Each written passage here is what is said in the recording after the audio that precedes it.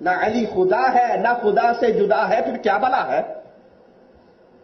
نہ علی خدا ہے نہ خدا سے جدا ہے، پھر کیا بلا ہے؟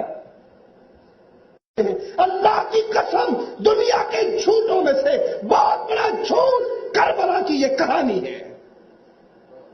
اللہ کی قسم، دنیا کے جھوٹوں میں سے بہت بڑا جھوٹ کربلا کی یہ کہانی ہے۔ سنا ہوگا نا کہ یہ کربلا کی جنگ، اخبارات اٹھا لیجئے، مجلے اٹھا لیجئے، جرائد اٹھا لیجئے، ریڈیو سن لیں، ٹیلی ویژن دیکھ لیں، کفر اور اسلام کا مارکا، اسلام اور کفر کی جنگ، اسلام کو غالب کرنا تھا، حق اور باطل کا مارکا۔ ہمارے بڑے بے ایمان بھی بیان دیتے ہیں کہ حسین کی یاد میں یزیدی قوتوں اور حسینی قوتوں کی جنگ باقی رہے گی۔ سمجھتے نہیں ہیں یہ ہے کیا؟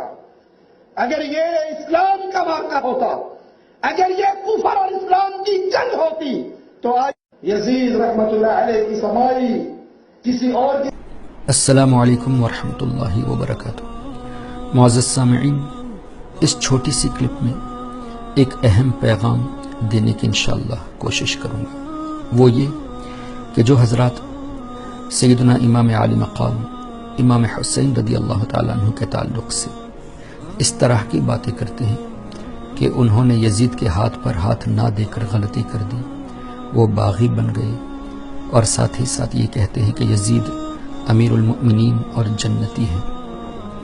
ہمارے آقا سرور دو جہاں حضور اقدس صلی اللہ تعالیٰ علیہ وسلم نے اس طرح پیشن گوئی پہلے سے ہی فرما دی تھی کہ میرا یہ بیٹا حسین شہید ہوگا۔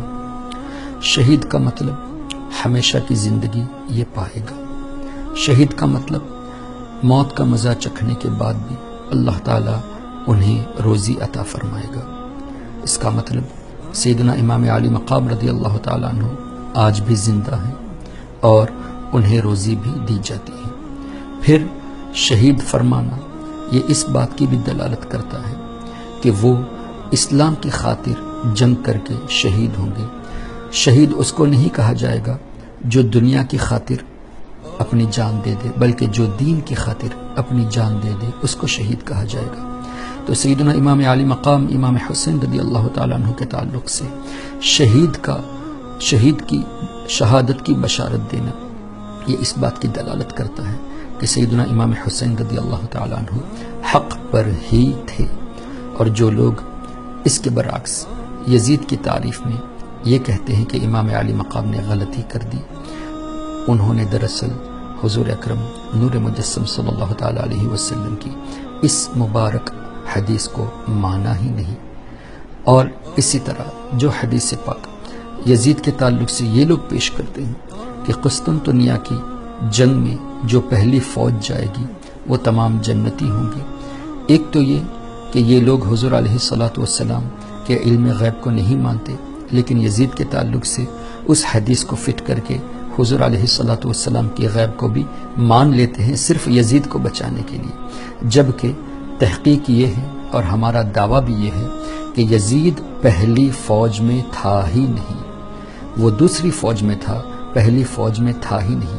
اب ہمارا چیلنج ہے ان لوگوں سے جو لوگ یہ کہتے ہیں کہ یزید پہلی فوج میں شریک تھا اور جنت کا مصداق ہے، وہ ایک صحیح روایت ایسی لائے جس سے ثابت ہو کہ یزید پہلی فوج میں تھا۔ انشاءاللہ قیامت آ جائے گی، ہرگز یہ وہابی سلفی غیر مقلد دیوبندی اس کو ثابت کر ہی نہیں سکتے۔